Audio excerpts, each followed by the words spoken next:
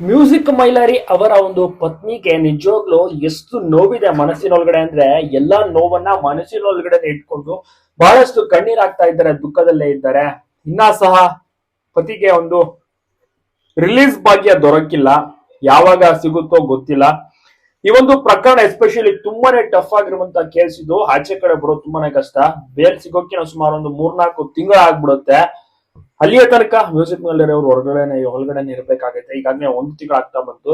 ಪಾಪ ಮ್ಯೂಸಿಕ್ ಮೈಲರಿ ಅವರ ಪತ್ನಿ ಲಿಖಿತಾ ಅವರಿಗೆ ನಿಜವಾಗ್ಲು ಸಮಾಧಾನ ಹೇಳಕ್ಕೆ ಕೆಲವಷ್ಟು ಜನ ಮುಂದೆ ಬಂದ್ರು ಕೂಡ ಅದನ್ನೆಲ್ಲ ದಾಟಿ ಅವರಿಗೆ ಒಂದು ಸಂತೋಷ ತರಿಸುವುದು ತುಂಬಾನೇ ಕಷ್ಟ.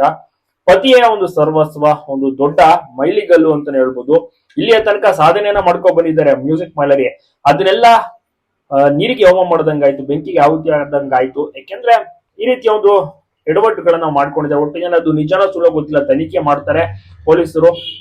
ನ್ಯಾಯಾಲಯ ಅದಕ್ಕೆ ಸರಿಯಾದ ಒಂದು ತೀರ್ಪನ್ನ ಕೊಡುತ್ತೆ. ಅಕಸ್ಮಾತ್ ಏನಾದ್ರು ಮ್ಯೂಸಿಕ್ ಮೈಲರಿ ನಿಜವಾಗ್ಲು ತಪ್ಪು ಮಾಡಿದ್ರೆ ಶಿಕ್ಷೆ ಮುಂದುವರಿಯುತ್ತಾ ಹೋಗುತ್ತೆ. ಯಾವಾಗ ಆಚೆ ಬರ್ತಾರೋ ಗೊತ್ತಿಲ್ಲ. ಆಗಮನಕ್ಕಾಗಿ ಪಾಪ ಫ್ಯಾಮಿಲಿ ಮೆಂಬರ್ಸ್ ಮತ್ತೆ ಮ್ಯೂಸಿಕ್ ಮೈಲರಿ ಅವರ ತಾಯಿ ಅವರಿಗೆ ವಯಸ್ಸಾಗಿದೆ, ಅವರು ಕೂಡ ವೈಟ್ ಮಾಡ್ತಾ ಇದ್ದಾರೆ.